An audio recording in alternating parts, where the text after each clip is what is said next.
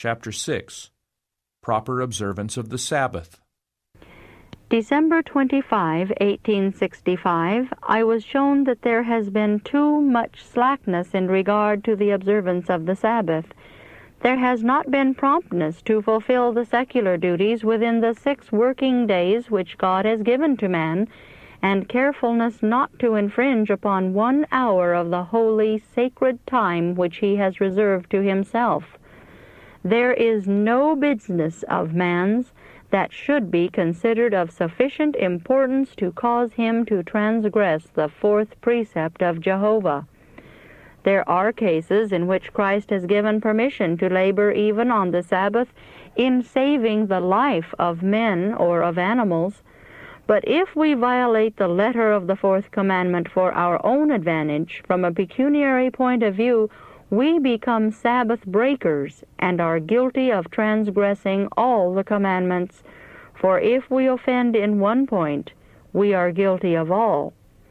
If, in order to save property, we break over the express command of Jehovah, where is the stopping place? Where shall we set the bounds?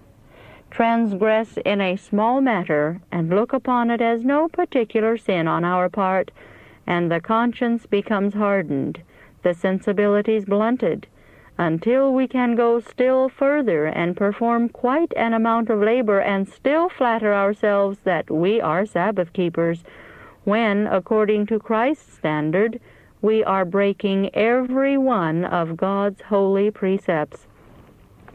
There is a fault with Sabbath keepers in this respect, but God is very particular, and all who think that they are saving a little time or advantaging themselves by infringing a little on the Lord's time will meet with loss sooner or later. He cannot bless them as it would be His pleasure to do, for His name is dishonored by them, His precepts lightly esteemed. God's curse will rest upon them, and they will lose 10 or 20-fold more than they gain.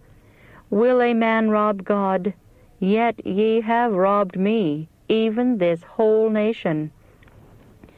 God has given man 6 days in which to work for himself, but He has reserved 1 day in which He is to be specially honored. He is to be glorified, His authority respected. And yet man will rob God by stealing a little of the time which the Creator has reserved for Himself. God reserved the 7th day as a period of rest for man, and the good of man as well as for His own glory. He saw that the wants of man required a day of rest from toil and care, that his health and life would be endangered without a period of relaxation from the labor and anxiety of the 6 days. The Sabbath was made for the benefit of man, and to knowingly transgress the holy commandment forbidding labor upon the 7th day is a crime in the sight of heaven, which was of such magnitude under the Mosaic law as to require the death of the offender. But this was not all that the offender was to suffer, for God would not take a transgressor of His law to heaven.